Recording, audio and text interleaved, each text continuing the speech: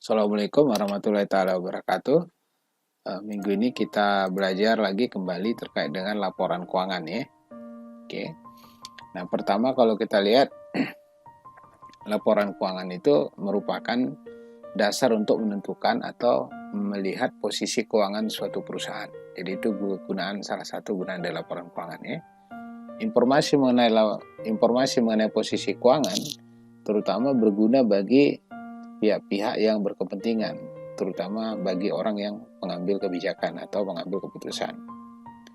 Tujuan laporan keuangan ini dapat dibedakan menjadi dua, yaitu tujuan umum dan tujuan kualitatif. Tujuan umum laporan keuangan yaitu, kalau kita lihat yang pertama, memberikan informasi keuangan yang dapat dipercaya mengenai sumber-sumber ekonomi, termasuk kewajiban, serta modal suatu perusahaan. Ya.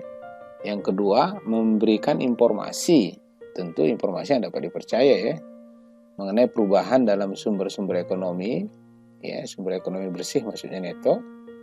Oke. Kemudian memberikan informasi keuangan untuk membantu para pemakai laporan dalam memperkirakan atau mengestimasi potensi perusahaan dalam menghasilkan sebuah laba.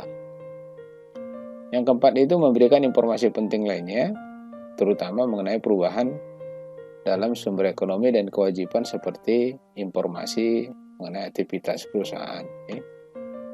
Yang terakhir itu adalah mengungkapkan sebanyak mungkin informasi lainnya yang berhubungan dengan laporan keuangan yang relevan untuk kebutuhan pengguna laporan, seperti informasi mengenai kebijakan akuntansi yang diterapkan oleh perusahaan tersebut. Jadi itu setidaknya tujuan umum laporan keuangan.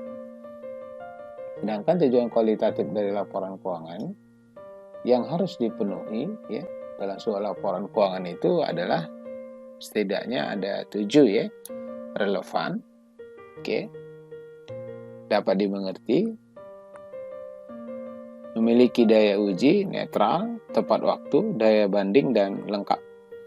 Lengkap ini maksudnya adalah informasi yang disajikan dalam laporan harus meliputi semua data keuangan yang memadai, minimum memenuhi 6 syarat kualitas sebelum ini, maksudnya syarat yang ini. Jadi itu hal-hal yang harus dipenuhi dalam sebuah laporan keuangan.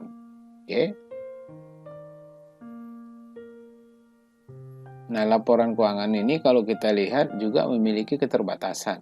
Ya, di antaranya sebenarnya bisa banyak diutarakan ya, tapi paling tidak ada 5 di sini yang bisa kita umum tahu. Pertama, tentu laporan keuangan itu disusun berdasarkan data historis ya, atau transaksi yang telah berjalan. Kemudian dalam laporan keuangan tentu kadang masuk pendapat pribadi seseorang atau pribadi ya, yang kita kenal sebagai personal judgment ya. Kemudian yang ketiga, dalam laporan keuangan kadang fakta menarik seperti prestasi perusahaan itu, goodwill perusahaan nggak kelihatan ya, karena dia di dalam laporan keuangan selalu dinyatakan dalam laporan keuangan dalam bentuk satuan moneter, tapi dalam kenyataannya ada yang kadang tidak dalam satuan moneter, tidak tercantumkan di dalam laporan keuangan ya. Kemudian laporannya bersifat konservatif ya. Kemudian laporan keuangan terutama yang disusun dengan menggunakan istilah teknis akuntansi ya, dengan asumsi pemakai laporan keuangan memakai istilah-istilah teknis akuntansi tersebut. Nah ini beberapa tapi sebenarnya nggak serius ya. Kalau yang hal ini ya tentu memang harus orang akuntansi ya. Lihat laporan keuangan, jenis laporan keuangan yang akan kita bangun nanti dalam sistem aplikasi akuntansi berbasis web. Pertama, laporan laba rugi yang kita sebut sebagai income statement. Kemudian laporan perubahan modal ya, kemudian neraca, kemudian laporan arus kas, dan catatan atas laporan keuangan. Jadi nanti pertemuan berikutnya kita akan membahas bagaimana membuat menu-menu terkait dengan laporan laba rugi, laporan perubahan modal, neraca balance sheet, arus kas, maupun catatan atas laporan keuangan. Tentu nanti laporan ini kita bisa susun apabila transaksi nanti sudah diinput di dalam sistem ya. Jadi kalau transaksi sudah input baru kita buat laporannya. Mungkin demikian, mudah-mudahan bermanfaat. Wabillahi taufiq wal hidayah. Assalamualaikum warahmatullahi taala.